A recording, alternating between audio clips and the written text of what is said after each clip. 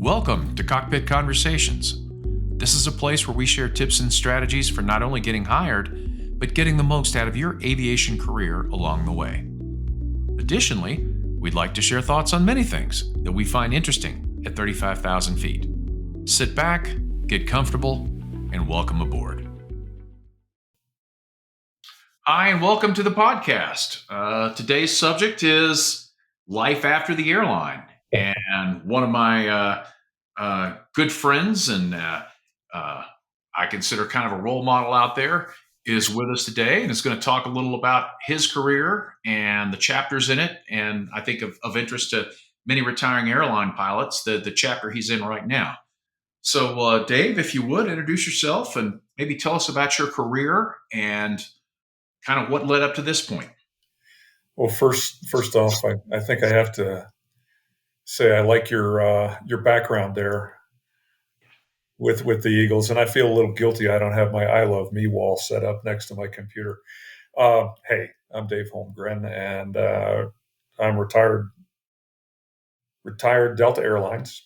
I came off the 757, 767, last based in Los Angeles, and I retired close to 2 years ago. I'm not quite 67.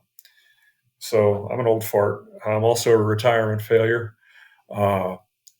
After 33 years of full-time and part-time service in the Marine Corps and the Air Guard, I retired from the military, and now I've retired from the airlines, and I just can't quit working. I love flying, and you know that about me. We've been friends since I was on an active duty gig at Tyndall back around 2005-ish. Mm-hmm. So we've known each other for a while, skied together a little.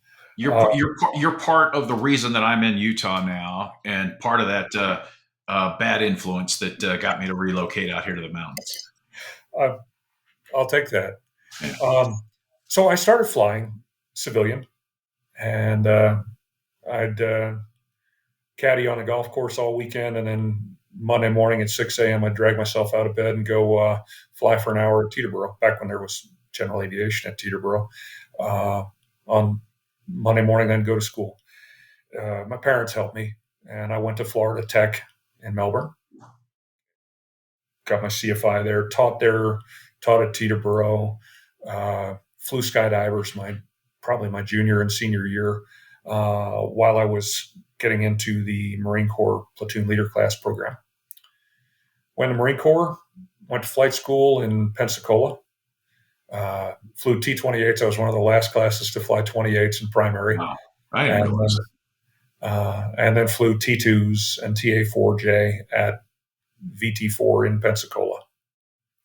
So I stayed in Pensacola my whole 27 months of an 18-month training program, crammed into over 2 years, and then ended up I met my wife through that too.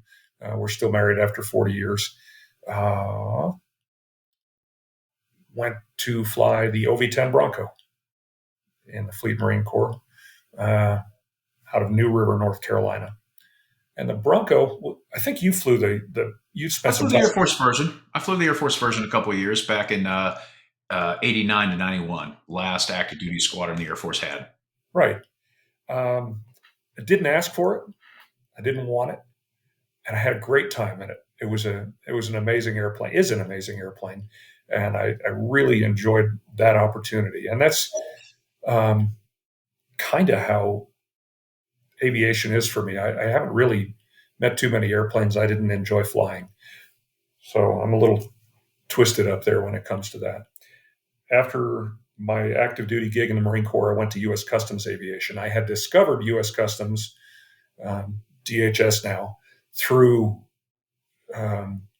counter-narcotics work that we did in the Bronco down at Homestead Air Force Base.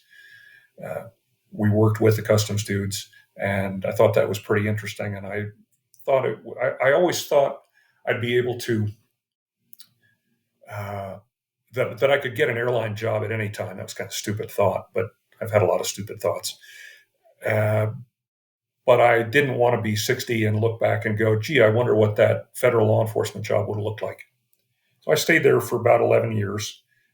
as I transitioned into the Air Guard in Tucson. I was flying out of Davis-Monthan Air Force Base, and after my time at Customs, I went to Delta.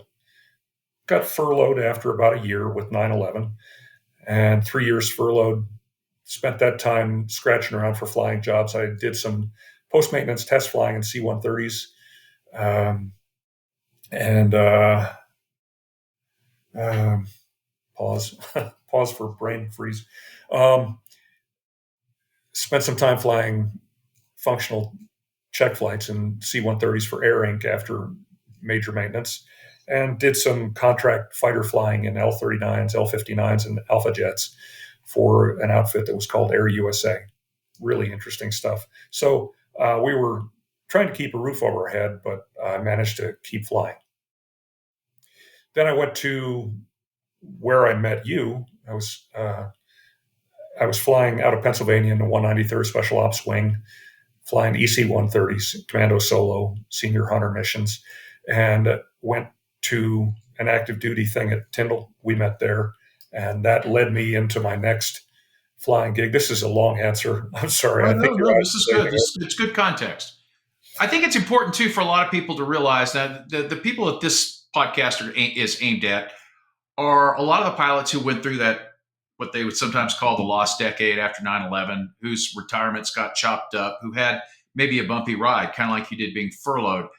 But I also think this is valuable for a lot of the younger folks, like my own daughter, who, was a CFI, went straight to a regional, put in dues, went to a legacy, went to another legacy, happy ever after. Life's not always linear, right? Especially in aviation. And I think your biography adds a little context to that. It has been interesting, and it has not been linear. 3 years of furlough didn't plan on that, but it got me into jobs that I wouldn't have found otherwise.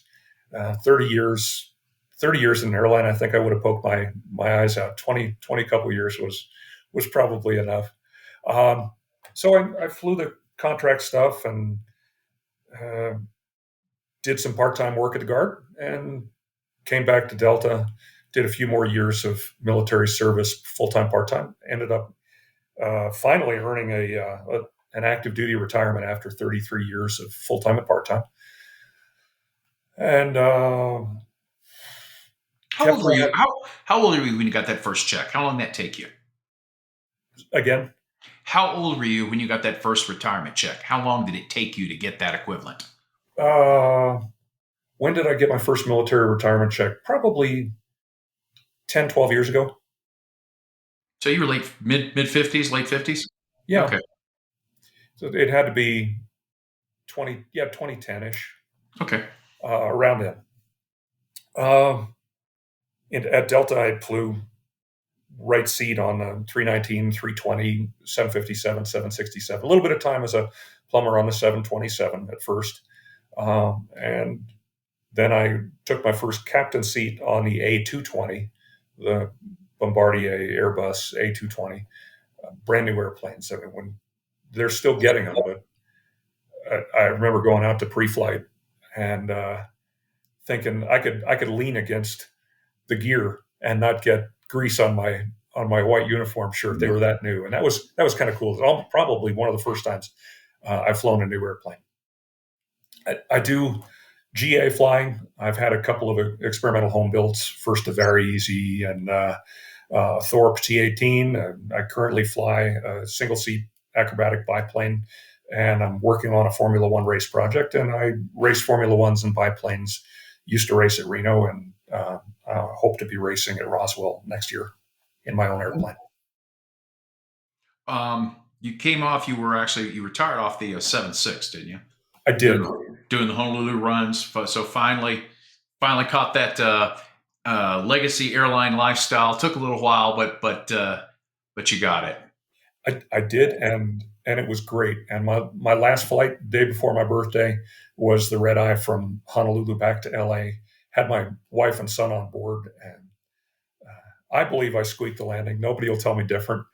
And it was actually pretty emotional. So day before my birthday, they let me captain a 767, and the day after my birthday, I couldn't even they wouldn't even let me spell jump seat, much less sit up there. So I'm no longer competent by virtue of my age. I'm not one, better. of, one of the questions I had to ask you was what kind of flying were you still doing when you were an airline pilot? And you kind of alluded to that. You have spent a lot of time doing some, I think, higher adrenaline type activities, acro, air racing. Guilty. Yeah, and that's interesting. But I think it's an important context here, as a lot of pilots are listening, going, "Hey, what do I want to do when FedEx or Delta or American take away the toys? What do I do with myself?" And there's as many different answers for that as there are different people. But I think it's important to put a little context. You have always demonstrated to me a real passion for higher adrenaline kind of sports. You were a ski patroller at Park City when they still did the amateur stuff. You're a very accomplished skier, so outdoor recreation. You keep yourself at a high level of fitness. Um, so it kind of makes sense that as you reach the end of one career, there's still some energy left. Oh, yeah. Um, when you were doing the air racing and the other thing, it may be a silly question, but what's your motivation? What pulled you into that? How did you get into it, and how did that mix with your airline flying at Delta? It was a type of flying I'd never done before. I was flying my Thorpe T-18 with friends and a group of Thorpe pilots. Were going to go to Oshkosh and celebrate the 50th birthday of the Thorpe design by uh, doing some flybys at the Oshkosh Air Show. And I went to go get a formation certification, had to go to Reno Stead Field to do that. That's where the check pilot was. And rookie school had just finished. And I just came to the realization that this thing I had always thought was so far above and beyond anything I could hope to do was really pretty attainable, at least at the lower levels of Formula One or sport class racing. And once I decided to go for that, a friend offered me his Formula One cassette racer, and that's kind of flattering that somebody thinks you can do something with his airplane that That he'd was like to Creighton, do. right? Who we lost? That was Creighton. And I flew his airplane for a couple of years. I flew it in Reno 2 years, and I flew it in Spain and in Tunisia. And I didn't embarrass myself too badly. And why do I do it? Because it's fascinating. I mean, I'm probably never diagnosed. Okay, never diagnosed with ADD or ADHD, but I probably have it. And what I found in racing is it's a level of focus that I've never seen, that I've probably never experienced anywhere else, except maybe landing on a carrier. Uh, the world goes away. The only thing that matters is what's around you right now, and that's, I think it's actually calming in a sense. And as much as there's an adrenaline rush during some of it, there's just such a high level focus that that's addictive, probably more than the adrenaline is. Well, the reason, again, I'm feeding the straight lines here because I think that you've always oozed a certain passion for this. And I know when I broach the subject with pilots that I know that have looming retirements, and I say, hey, it's a new game out there. There might be some possibilities after.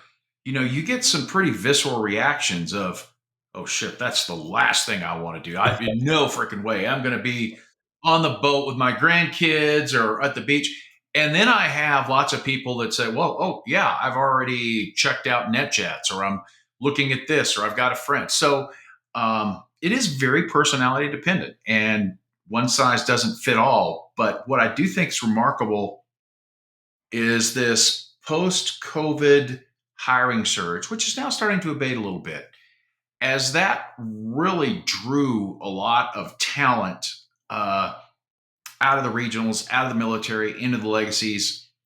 And maybe the airlines had to dig a little bit deeper. Suddenly corporate, who traditionally had their own feed of people and their own network, they suddenly found themselves in a little bit of a lurch without the talent around that they traditionally be able to pick from. And that opened their eyes a little bit to, hey, there's a whole group of accomplished aviators out here that, for legal reasons, can't fly 121 anymore, but might still be able to give you 5 to 7 to 10 years of good service. which is If it more, fits. Yeah. yeah, which is more than you'll find than which is more than they'll find from the young guys who are trying to move up and up to the bigger equipment.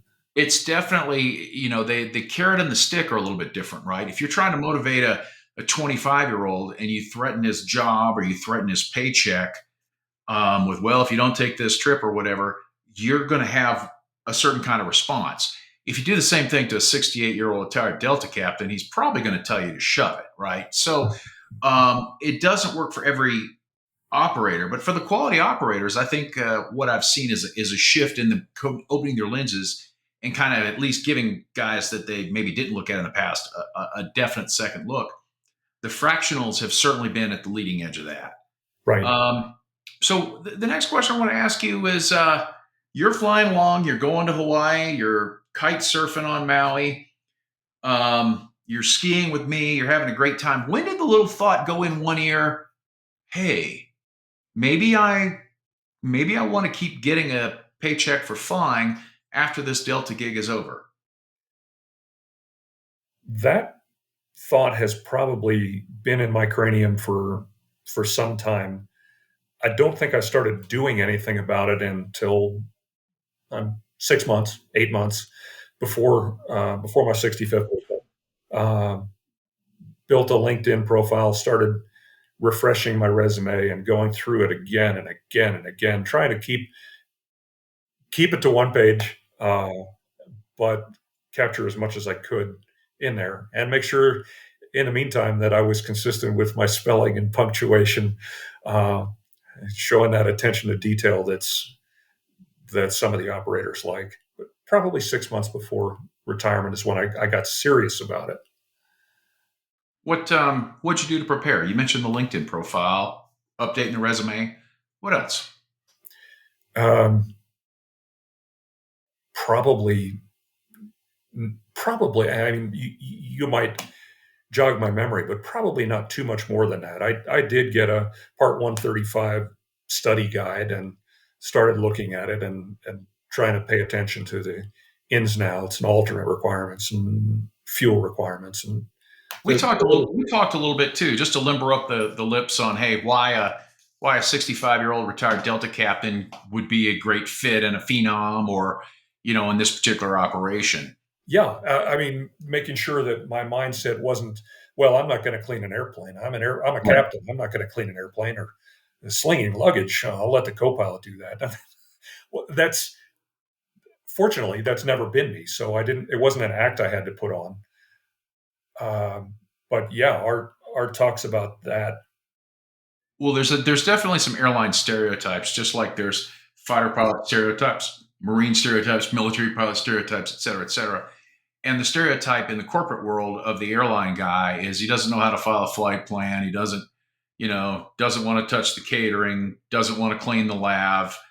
And, a lot of those things are all part of the job. And we'll get into that a little bit Right. when we start talking about the nuts and bolts of it.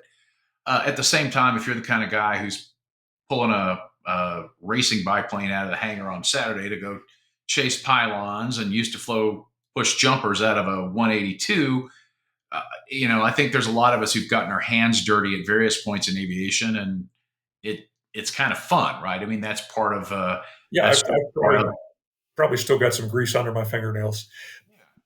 But racing, you had brought up the racing before. That was the networking that helped me find the first job I took after retirement. So again, I always say the next person you meet is the most important person you're going to meet. You don't always know, that old Kevin Bacon 6 degrees of separation. These people you're going to bump into in an airline lounge, on vacation, Yeah. at the FBO when you're out there flying in a Skyhawk or a Cirrus. Sometimes the connections are accidental but become very important. Oh So yeah. Yeah. Just not to push the interview coaching thing too hard, but it's all an interview, right? When you're out there in public, when you're out there meeting people, uh, making sure Oh, that yeah. you understand, hey, this, and I try not to be mercenary about this. It's not like you go out and go, oh, I'm going to be nice to people because one day they're going to be able to do something for me. That's not why I'm nice at all. But I've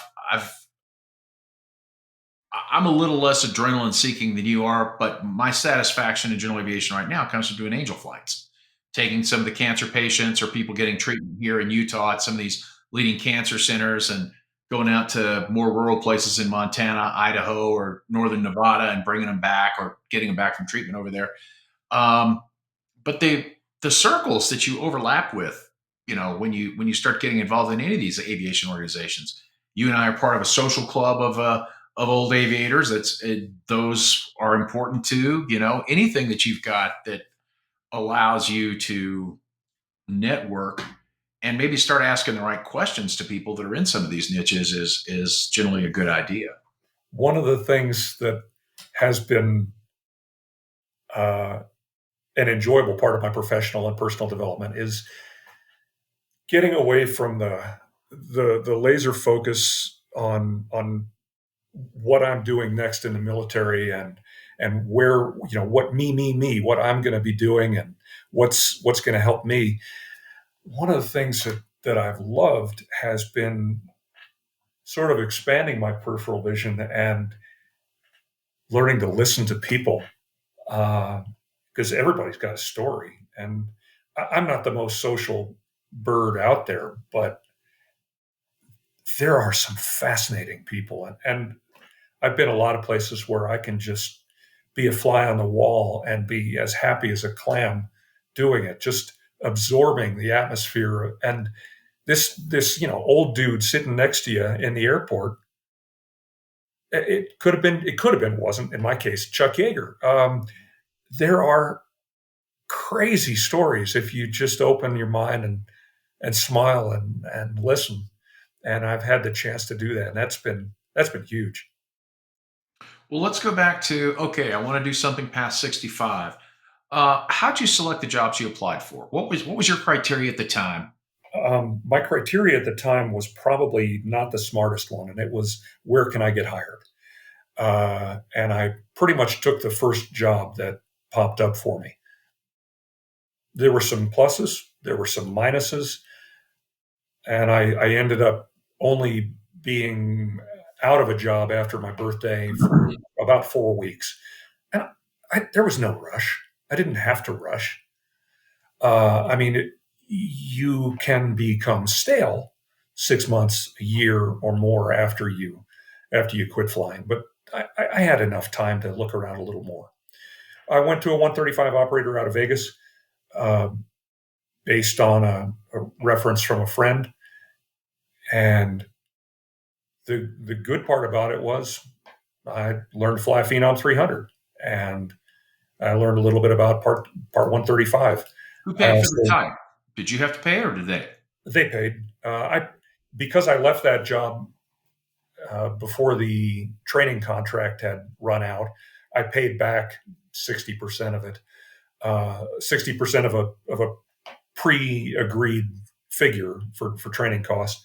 Um, and at the time, I was happy to pay it back because there are some shady operators out there. I'm not saying this outfit was shady, but the maintenance wasn't at a level that made me stay comfortable. And you also, but you did pay the money back, but you also had a landing spot. That type rating was getting amortized with the next position, right? Yeah, it The, was. the point I would make for people listening is I don't recommend you take your retirement check and go out and immediately start buying type ratings to try to buy your way into a job. That shouldn't You shouldn't need to do that Yeah, if you're a qualified and competent aviator. right. There may be a training contract, or hey, we'd like to amortize this over a set period of time, and you can negotiate that deal. And I don't think that's unethical at all for a company that's going to spend 15, 20, 30, $40,000 on a type to want to do that. Hey, if Right. you're gonna go to Gulfstream school, it could be 100 grand that your company is going to have to pay for that. Yeah, and yeah, I wouldn't feel good about. um, I would expect to have to sign a training contract if I'm going to a school that expensive, Yeah. or some kind of negotiated agreement. Um, well, let's say you mentioned the maintenance. Okay, so I've rinsed off all the airline captain. Holy cow, I'm going to work doing some 135 work. What'd you like about it, and what did you find challenging initially? I liked the new way I had to approach aviation. Um, the outfit I first went to had a dispatch department, and they said, "You're going to go here, and you're going to use this route." And I go, "Okay." So it was kind of sort of halfway airline ish in that regard. Um, but I still had some more choices and less support from the airline's command center, or less support than you would have with an airline's command center.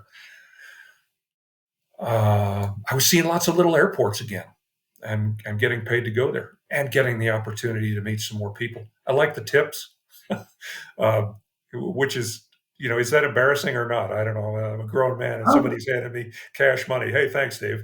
Well, I'll take it. I could go buy new guns or ammo or skis or a new kiteboard or something with it, and not have to feel bad about spending that money. Um, the the maintenance aspect was something I wasn't crazy about, and also when scheduling didn't turn out to hold up the agreement that they had made with me in terms of, if I was on a 7 on 7 off schedule, how come in November they've got me scheduled for 23 days straight?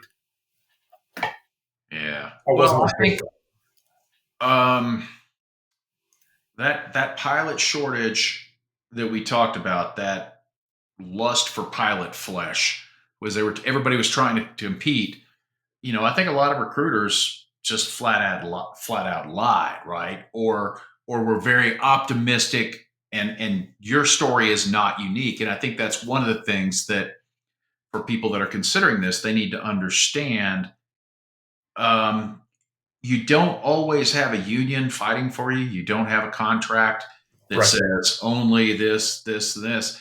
And that means one of a couple of things. It means you either need to say, okay, I'm going to get beat up a little bit, but I'll take the extra money, or this is worth it to me. Or you need to be prepared to self advocate or walk if they're not meeting the obligations, which is that was kind of what you did in this case. You'd found another landing spot. But there's a lot of pilots out there that aren't used to being confrontational. In the airline world, what do we say? And I wish I could have had a career like this, but the chief pilot never knows your name. Nobody knows you. It's the greatest thing in the Cool. world. I've heard that one. You're not always going to be able to live like that in a 135 operation. You're going to have to occasionally say no, or hey, that's not what we agreed to, or I think we need to sit down and we need to talk about this. So you need to have a realistic expectation of, you might have to be a little bit more of your own advocate as you get into this. And for the young guys, now, different edge of the spectrum, I get guys all the time that come to me and say, I got fired by X operation from South Florida or Las Vegas because I wouldn't take a trip. Is that going to stop me from a career? And what I always tell them is, if you've worked for 2 or 3 135 operations and you haven't been fired yet, that tells me you probably don't have a backbone, right? Because at some point, some of these shady operators might push you or ask you to do something. And that is one of the nicer things about, if you're going to tiptoe into this side of aviation, doing it after a long, successful airline career, because you've already got the credibility, you've probably got the financial backing that you don't have to have the job. And I think it makes you a safer and a more professional pilot out there in the system, because you don't feel it's harder to push a guy who's kind of got the world by the tail. And I've been blessed in that regard, as you describe it. I was successful enough at the airlines and for long enough that I didn't need this job. I didn't need it to keep the roof over my head or to keep food on the table. I do it because I like the money, but especially because I like the work. And that is it's good to be in that seat. Yeah. Well, I think it's important to kind of have your limits walking in. We both flew ejection seat airplanes a long time ago. And one of the things we talked about is, hey, the ejection decision is not made in the heat of the moment. The ejection decision was made on the ground when you were thinking about, if I ever see these parameters, if it ever gets to this point, I'm jumping out of this airplane. Because with the temporal distortion and the heat of the moment, the emotions, it's going to be very difficult.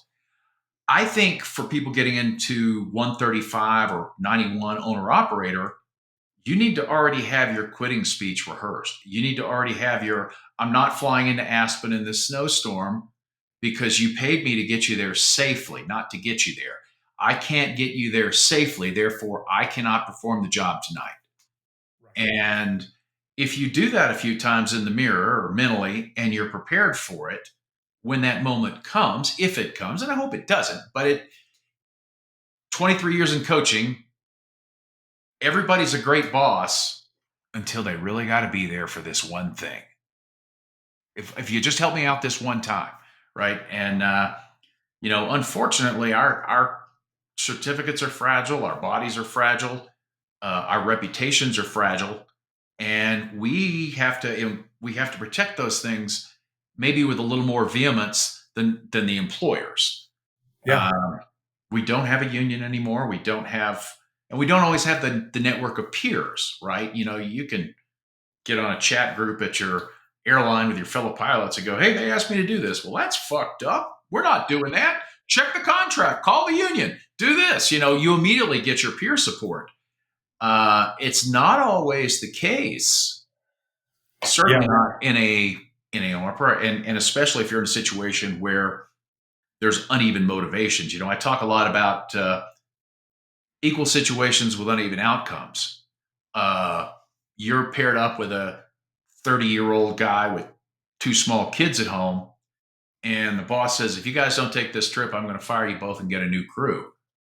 And you're thinking, okay, well, I'm probably going to be skiing a little bit more this year. Maybe I'll put in an application, see if I can find something else. And this guy's worried about paying his car payment and his house payment. So same event, very different outcomes. Your peer group may not always be have the same mettle that you do. So these are all things to consider if you're going to go diving into this. And that's absolutely 100% correct. And I think that corporate aviation has, at some level, a lot of corporate aviation has probably responded to that.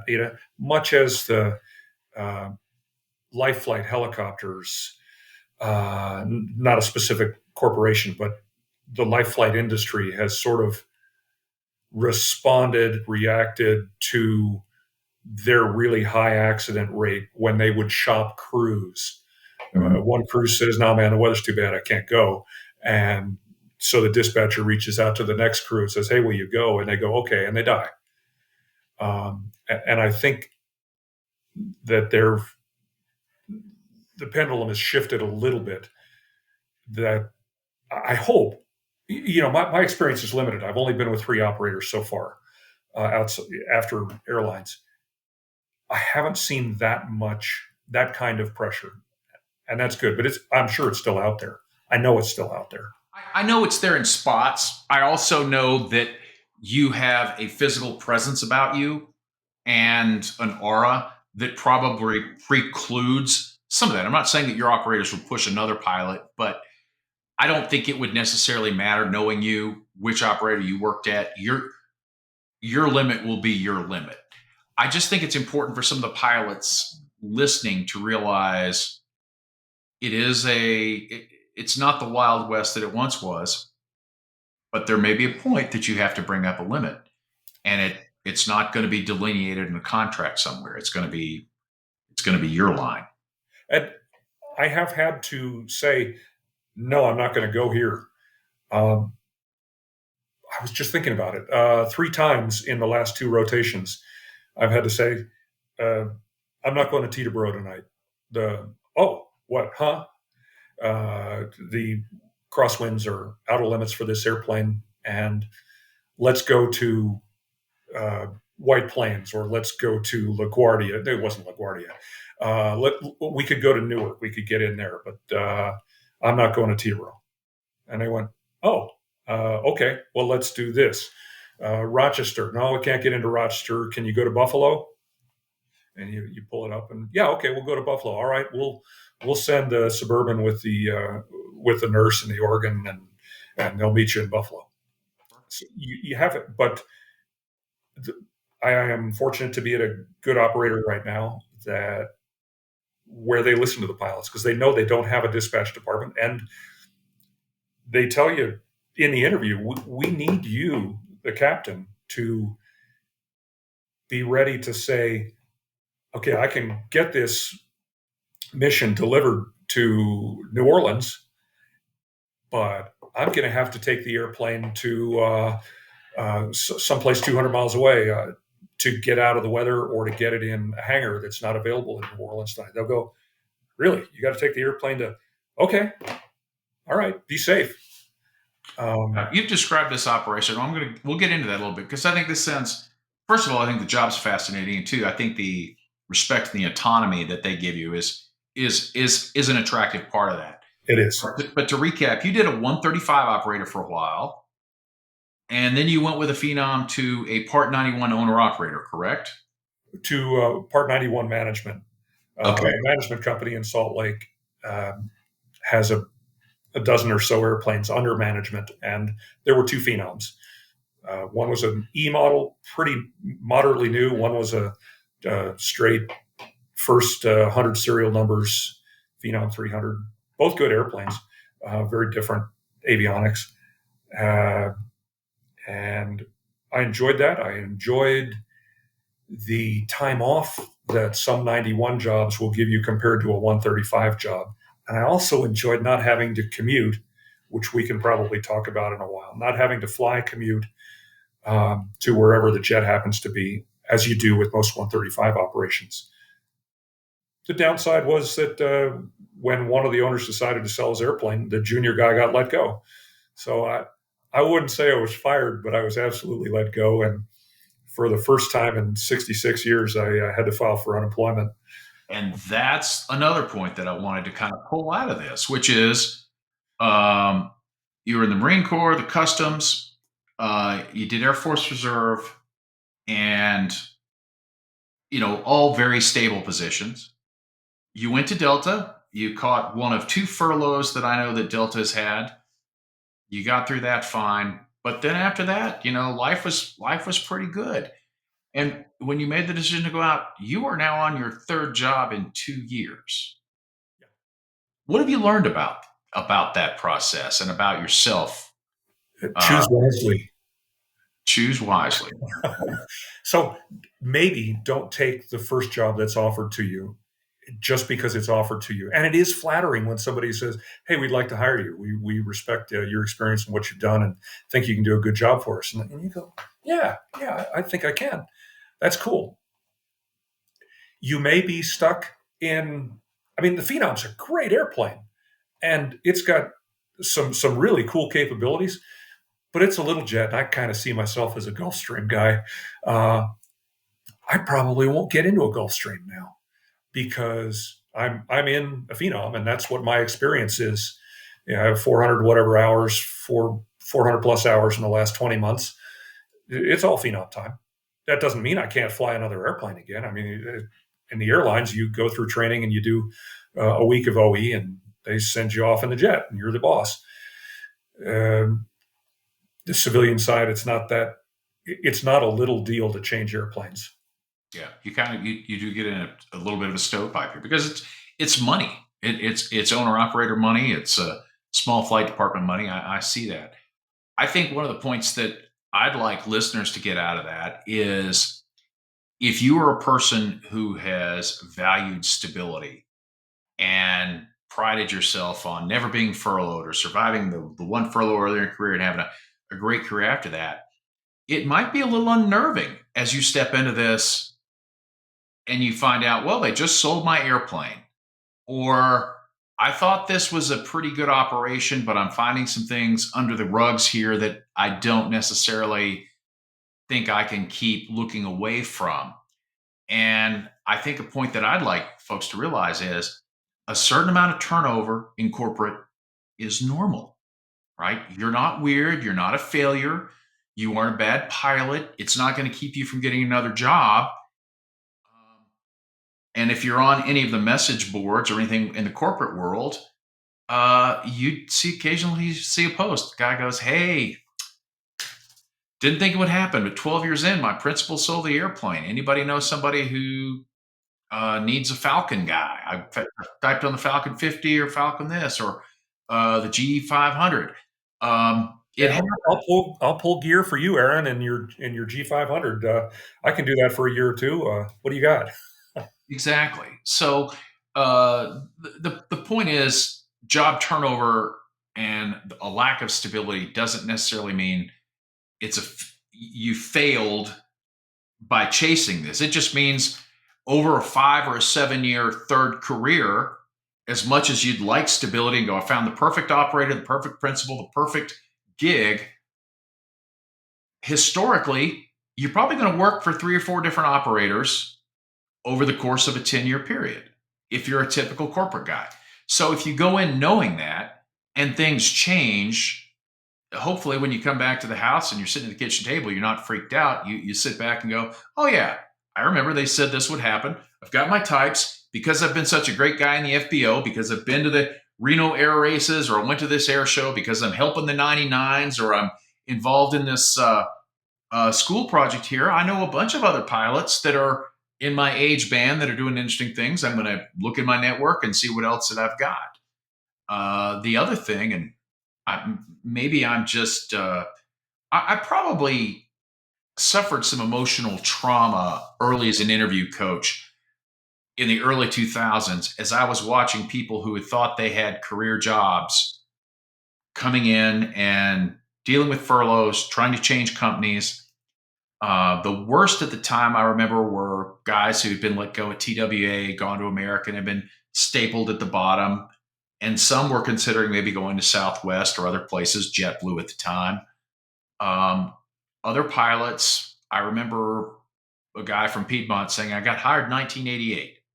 I had one chance to upgrade in 1992 to the Fokker 100, decided to pass on it. That was the only chance. So he's been 12, 13, 14 years now in 121. He's got less than 1,000 PIC turbine. I don't remember the exact numbers, but they're low times. And FedEx, Southwest, and JetBlue, the only 3 operators hiring at the time, wanted 1,000 PIC turbine. So these folks were just, stuck. And I remember absorbing all of this. And I remember guys saying, yeah, when they let me go, I had this many days in my sick leave and unused vacation and all these other sad facts. So I may be an anomaly, but I've kept the logbook up. I kept it up in the military. I've kept it up in 23 years at FedEx. Not that at 60 years old now, I plan on jumping airlines, or I'm not sure I'm going to follow your footsteps and fly corporate after this. But there was something imprinted in me which just said, you never know what's going to happen here. So for people that are doing this, I say, when you go into your first corporate job, you probably need to be thinking about, what do I want to do next if this doesn't work out? What other possibilities are there with this particular type rating? And continue to at least keep your eyes on the horizon in case things get a little messy. And your point about the logbooks, let me just pick that one out of what you just said. Your point about the logbooks, that's a real thing, man. I can't tell you how many flight hours I have because I'm not that organized. And I didn't see it as a priority to keep exact track of which flight I did, how much of that was nighttime, how much. One of the fractionals asks you how much mountain flying time you have. I don't know. Enough. Yeah. We talked about it when I was looking around for jobs, and what do I need to do with this stack of logbooks?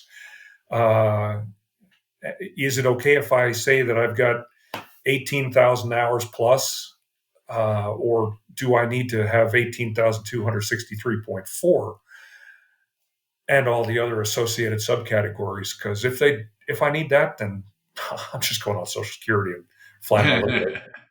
Well, there's a couple of ways people can skin the cat. I'm going to back up and talk logbooks for younger listeners right now.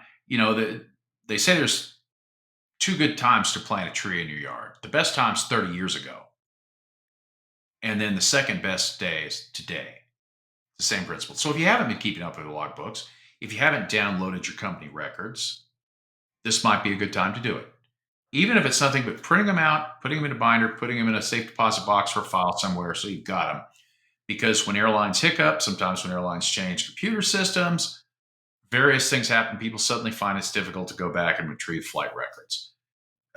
Certainly, if you're a couple of years from retiring and you think you might want to do this, it's not a quick process to get all this stuff organized. So maybe getting on that a little bit early is good. There are some commercial logbook services. We've got one, and I'll give an example of what our guy does. But he'll basically take a Delta guy like you, print out your stuff. He'll run it through his gunculator, and he'll say, okay, based on historical norms, this much was instrument, this much was night, this much was this much was this. And if you didn't go down and break down subcategories, they'll do that. And then there'll be a memo, like a memo for record in the Air Force. Hey, these were the ratios. These were the things that we looked at. But these are verified and true flights on these dates, that. These other values are assumed using these particular formulas. I don't track my night. In FedEx, I'd say probably 60% of it. But I do track the PIC. I do track, but here's the other part of the planting the tree 30 years ago or planting it today. When I started doing it in the military, and I've kept it up over the years, I put down who my first officer was, or who the guys in my formation were flying the F-15, or who was in my back seat that day in the OV-10. And as we age and mortality creeps in, there's a lot of friends that have flown west that are in my logbook. They're in special spots. There's also a lot of good memories, not just the somber ones, but when I flip back and AJ Pope is in the training department at Delta. AJ was on my last OV-10 flight, and we went around. We were doing a Top Gun competition. I think I won a couple of events that day on the wing turkey shoot. 25, 30 years later, he's pinning the Delta wings that he got on my daughter when she's at Delta. But I go through my logbook and I find the places that AJ and I overlapped, and other friends, from the F-15 world, people that were mentor captains to me at FedEx that had a big influence on me. A couple of female captains that I adored, with a daughter in aviation.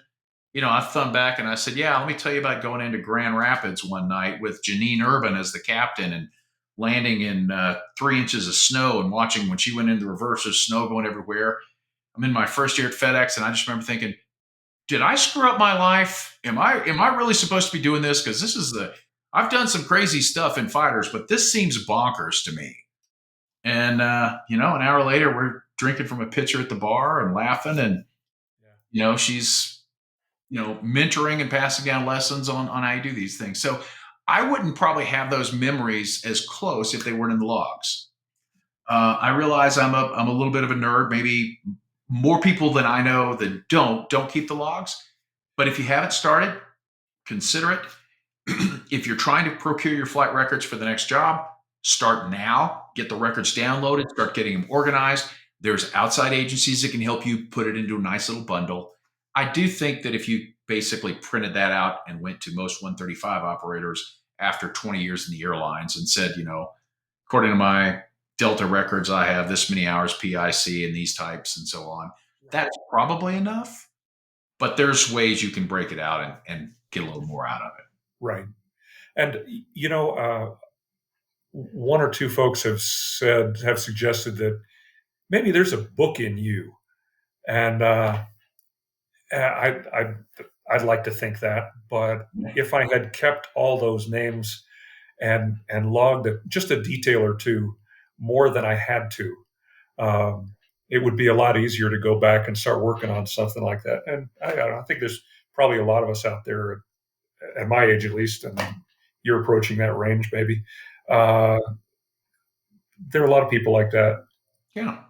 Well, again, we can't fix what's past, but we can start prepping for what we want to do next. And this industry has given us a lot of mulligans lately, a lot of second chances, a lot of opportunities that weren't there a little while ago. So that's what we're here to talk about. So you did the first job 135, the second owner operator. I think it's worth sharing what you're doing right now because I find that really interesting, and you've talked about some of the rewards of it. Well, I don't have anything bad to say about the company, so I'll tell you who I'm flying for. I'm flying for Transmedics Aviation. They were Summit Aviation out of Bozeman, Montana, a small 135 operator that had a good reputation. They were bought uh, all up by Transmedics, which is a company out of Massachusetts that invented a box that carries and supports and keeps human organs alive rather than carrying a heart, lungs, or eyeballs in an igloo cooler packed with ice, trying to slow the rate of tissue death. This box supports human organs such that, and not being a doctor or a technician, the numbers I give you are subject to. I've looked at the website. It triples or quadruples the shelf life of an organ harvested, which is when you're talking about hours under the old system. That creates a lot of flexibility for the physicians. A lot Instead of trying to race to get from Seattle to Denver before the organ completely gives up the ghost, you've got time. And the wildest thing that I've read about it is after a heart transplant, the average recipient will spend 2.5 days in critical post-surgical care. 2.5 days. Now, with the OCS technology that Transmedics developed, that average stay is down to 1.5 days because they're getting a healthier product. They recover faster. It's amazing. And my part, I'm just a stick wiggler and making motor noises with my lips, but just being part of it is kind of gratifying, and it is changing the transplant industry. We can pick up an organ in Anchorage and deliver it to Miami, and it'll be fine. I think one of the things that I read too that amazed me was Hawaii organ transplant options were extremely limited because of the remoteness. The Transmedic product has saved lives there and created opportunities that weren't there before. Certainly, you mentioned Alaska, remote medicine. It has changed things. So they fly all Phenom 300s, and their way of doing it is they are flying all 300 E1s, the newest jets. I don't think they have a jet older than 3.5 years. And if you've flown old airplanes, that's an impressive number. And they will maintain those jets because of how important it is to get the organ to the recipient. Well, you talked a little about the emotional satisfaction of what you're doing, and you're flying good equipment. You're flying with good people. You've told me that before. I think that's pretty neat. Um, but I do think it's worth mentioning. You have a job now, don't you? I have a job. You have a job, and how often do you have to go to that job? I go to the job twice a month, which sounds great, but it's 8 days on, 6 days off. So I'm working a lot. Pilot wise, I'm working a lot. That's 17, maybe 18 days a month. And it's a 14-hour shift. Hopefully, it's not 14 hours every day for 8 days, but it could be. And I'm not 20 years old anymore. Yeah. That tires me out. I spend a day or so when I get home taking it easy before I start picking up and taking care of things that need to be taken care of. I've talked to you about post 65 jobs, or potentially if a lucrative early retirement were to be offered, what some options might be. And in my self analysis, what I've realized is I've gotten very spoiled, and we have some great work schedules. And while it's bad for some people right now, they've cut back our hours below the min guarantee. There's not as much work. Um, I have really grown to enjoy my time off with my dogs, with my family. And I'm not sure yet that I am wired to go back and work harder than I do right now. And while my job has its own challenges, longer trips away, circadian challenges, and of course it's big league game when you're flying big jets international. But I will say that one of the perks of the job is I get a lot of time off, which Hmm. allows me to indulge the other things. And I've thought about you and other guys who are finally stepping into this point where you can do whatever you want, but your employer doesn't look at you like you're 67 and this is a retirement gig. They I'm look an at you like employee. you're a professional pilot, and our schedules are 17 days. So again, food for thought for the guys that are on the fence about, do I want to do this or not? I know one of the gigs that sometimes gets a lot of attraction is the simulator jobs, because those typically are scalable. They're home every night. It just depends. But you need to be honest with yourself. And I know you love flying, and this is a great gig. What can you tell me about the impact on your finances? Because this is a fairly fair paying gig. You were a child of the lost decade, but you still ended up on top at Delta as a wide body captain.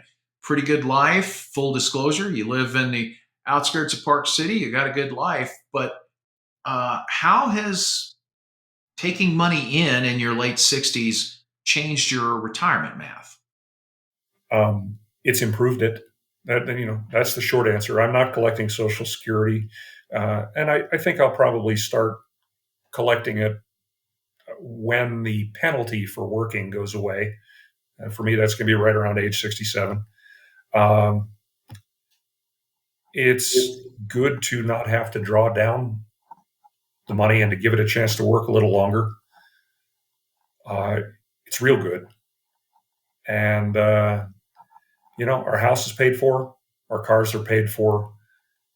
And if we need to put a new water heater in, it's not going to break us or make us worry or skip our morning coffee if we decide to go to Starbucks. Yeah, I've started doing the math. You're like me. We've got a military pension, which is nice. I hope to have an airline pension and be plans set away. But I wanted one of those too. yeah, well, it is it's been a nice perk. It really has. At the same time, there is something traumatic about thinking, okay, I really can't put any more in anymore. It's all about managing the withdrawals, and that one of the hardest things retirees have to learn to do is to spend money with confidence. Right? We don't want to run out of money before we run out of life. At the same time, you want to you want to reap the rewards of all the stuff that you've worked for, and not be so tight you can't enjoy it. Um, it seems to me that every year that you're not taking out of there makes that a lot less stressful. I think it will. I've Can't give you a bigger answer than that. I'm no financial genius, but I think it will. um, what advice do you have for your peers out there that are approaching 65, uh, that might want to continue and do what you did and continue flying professionally? What have you learned that you think would be beneficial for them to hear? Um, keep track of people that you meet. If you meet somebody who's flying for a fractional, for NetJets, for FlexJet, for whoever, um, keep their number. If they've offered it to you, um, keep in touch. Build up your LinkedIn network, and there may be a better source than that, but that's the one I've been using primarily. Update your resume. Start looking. Uh, One of the things that I haven't done that I might really consider if I was unhappy with Transmedics is building a relationship with finding a good headhunter. Um, and just start looking around. Placement services can definitely be a good tool. A couple of other tools, there's a couple of websites out there. One that I can think of, Pro Pilot World. It is a fee based, but it's like $10, and you have to be a commercial pilot. They verify that. But there's a pretty good network of people out there in the corporate side. A lot of the other online chat rooms and stuff are full of airline guys. PPW seems to draw a lot of the corporate side, and I'd say it's a message board. You've got your 5% crazies and your silly stuff and things that will occasionally be offensive to some. But I would say of all of that I've seen, it's absolutely the most above board, professional, good resources, and people. There have been quite a few people who've said, "Hey, I'm an ex-airline guy. How do I break into this? How do I do this right?" And I've seen largely good advice, and the good advice is mainly do exactly what you said: network, be humble, come in there willing to learn, come in there willing to carry bags, grab the catering, don't be a prima donna, and be somebody who loves to fly. Right? The money's good, but you better, I've always, and I'm a guy who spends money that I earn flying professionally to go put avgas in my little airplane and go hop around and visit FBOs around the country. So that tells me I picked the right profession when I'm doing something that I love out of my own pocket. But corporate gives you a chance to kind of scratch that itch a little bit and to maybe see other places that you haven't seen. It does require, I think, a high level of personal integrity and standards, because you're going to find people that, fortunately, you haven't had too much of this, that will press that. You're going to need to be prepared for that, and you need to be prepared for the fact it's not as stable. You may bounce around a few jobs. That is not an unnatural progression. In the networking, all true, but I'm going to forget this stuff if I don't pull it out right now. In the networking aspect, aviation is a pyramid, and as you stay in it, it gets smaller. The world gets smaller as you stay in it for years and years. And I still run into people that I haven't seen for 10 or 20 or longer years. You'll run into those folks, and then sort of slash to the next part of the subtopic I thought about. If you don't have type ratings in corporate equipment now, you'll get one when you get a job. I've heard, I've thought, wouldn't it be great to be a contractor, just be a part-time contractor? Because then I could just choose to work 5 or 6 or 8 days in a month. And wouldn't that be great? That would kind of be like winning the lottery in a Part 91 family-owned jet outfit. Those jobs are out there, but you're not going to find one unless you're really lucky, really good at networking, and you have some experience. And I have only this week, literally this week, yesterday and today, gotten calls asking me if I was available to go fly a Phenom on these dates, and I wasn't, because I'm going to work tomorrow. But you're not going to just, and there's going to be somebody who breaks that rule, but you're not going to just say, okay, retired airline, I'm going to go get the Phenom type rating or the Gulfstream type rating and go be a contractor. So you probably need to plan on a couple of years of paying dues and networking, getting the credibility, but then understand, if you want to walk it back, those possibilities, if you're connected, might actually be available. That's been my experience, and that's my sense, that now that I've got over 400 hours or so, and maybe a few people know my name, I get a call now and then. Oh, that's interesting. But it's taken 2 years. You've got to go build the rep, and you've got to get the credibility, and that kind of makes sense. And nobody's going to, unless you do go out and buy the type, which again, I don't recommend. Some people may find a reason to justify it, and I'm not going to argue with them. But if you're willing to put the time in for an operator, you can probably get a type paid for, and then it's yours to keep. Yes. What's a typical training contract that you've seen or heard about when you were looking? Are they 1 year, 2 year contracts? What did you see? 1 year seems pretty standard. in the corporate world. Okay. I don't know much more than that. That's what I've seen when I've gotten to that point of discussions with people. I'll close with this. You mentioned, hey, I was back at work in 4 weeks. I could have taken longer.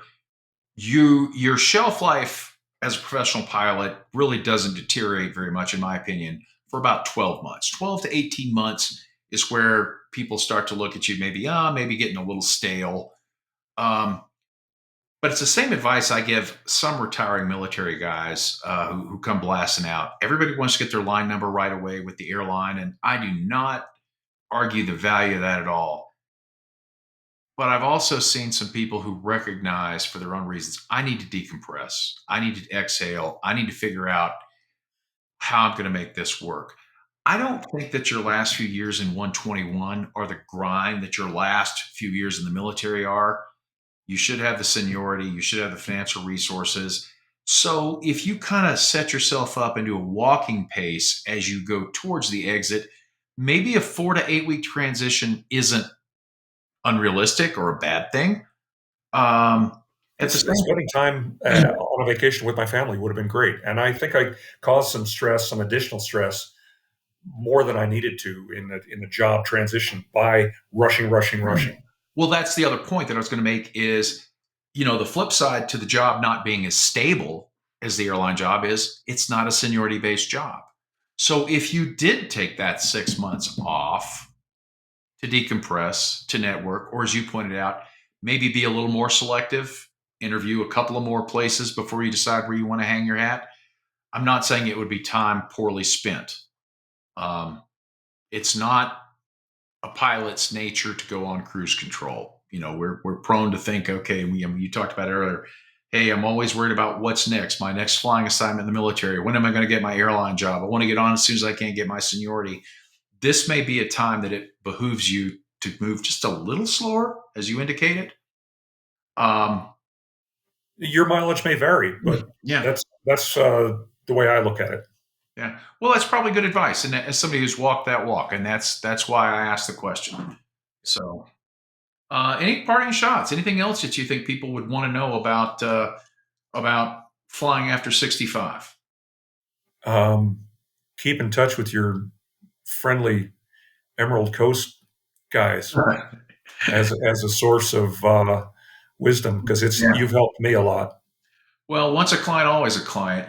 That's the fun part. Is it's been really rewarding to help people. I've had a few guys that I helped get hired at FedEx that have since retired, and they've circled back to get ready for a post FedEx career.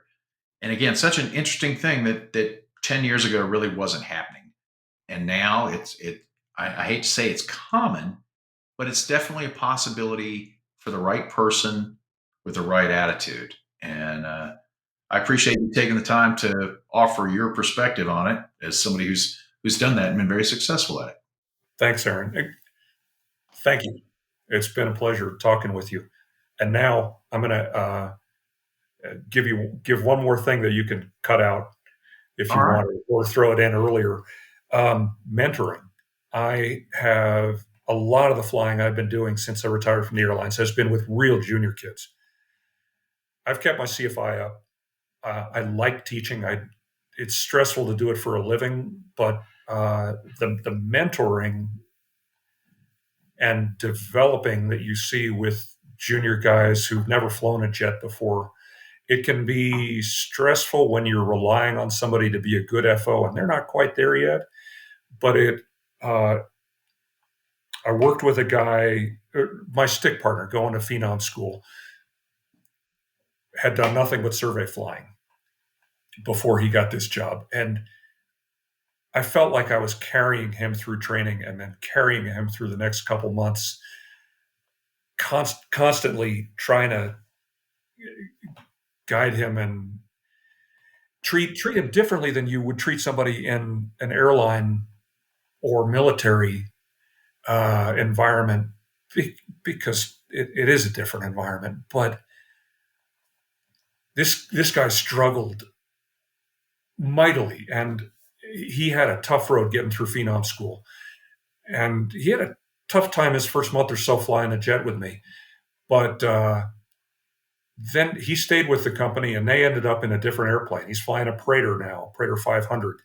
And I asked him, how did that training go? And I thought I would know the answer, and I was right. Oh, it was a piece of cake. It was a breeze. And I feel like I have some sense of achievement in helping him through the first couple months to where he can move on. I don't know. I'm bragging on myself. I'm not trying to brag on myself, but it was gratifying. You're not bragging on yourself. You're talking a lot about what the role and why some of these why some of these organizations would hire a 65, 66, 67-year-old pilot. And a lot of it is because of the maturity, the poise, and hopefully the shaping. And we're going a little long, but I think it's worthwhile. One of the companies that has emerged in the last couple of years is SkyWest Charters. And SkyWest Charters went out and they looked for guys just like you, passionate aviators who like to teach and like to mentor. One of our own former MEC officers, Sean McDonald, is at SkyWest Charters. There's a guy that I've chatted with that came out of he was an America West guy. Obviously, all the merging happened, ended up at American, retired from American. But the common thread on all these guys is they're consummate aviators. They've had very successful airline careers. But that's not why they were hired. They were hired because they also had a mentoring, nurturing personality because they're flying with what the regionals were doing before Colgan.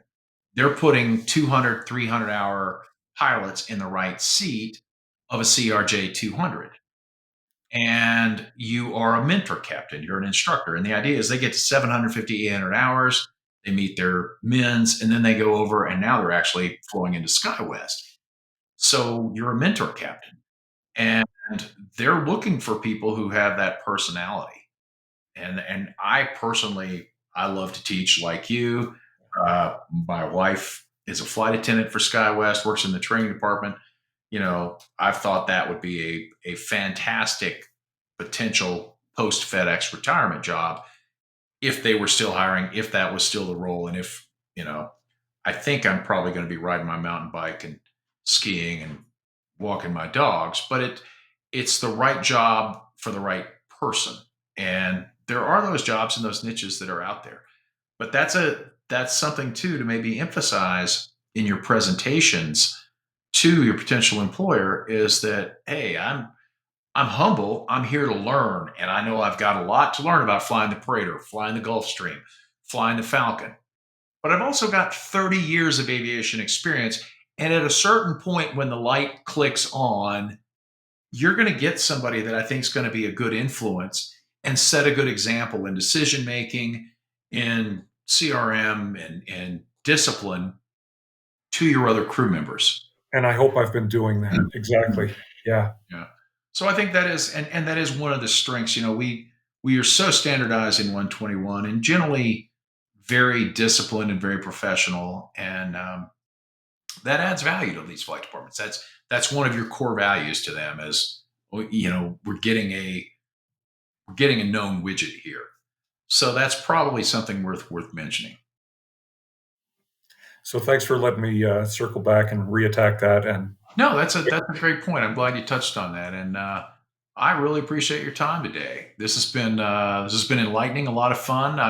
I'm sure that we'll get a lot more questions from people, and if you do have questions about post 65 stuff and options, reach out to us at Emerald Coast, and we'll steer you towards some of the people and some of the resources that we have, and let you talk straight to the horse's mouth and see what some of the options are. It's I always say, we sell interview coaching, but networking is free, and networking is the fun part, right? When we can help people get where they want to be and find those connections. So we'll wrap this one up for today. But again, Dave, thank you so much for your time and your perspective. I know a lot of people are going to find this very valuable, and I certainly enjoyed talking to you. Always. Thanks, Aaron. Thank you for joining us today. This has been Cockpit Conversations with Aaron Hagen from Emerald Coast Interview Consulting. Have some ideas for future interesting episodes? Contact us at emeraldcoastinterviewconsulting.com with your ideas and inputs.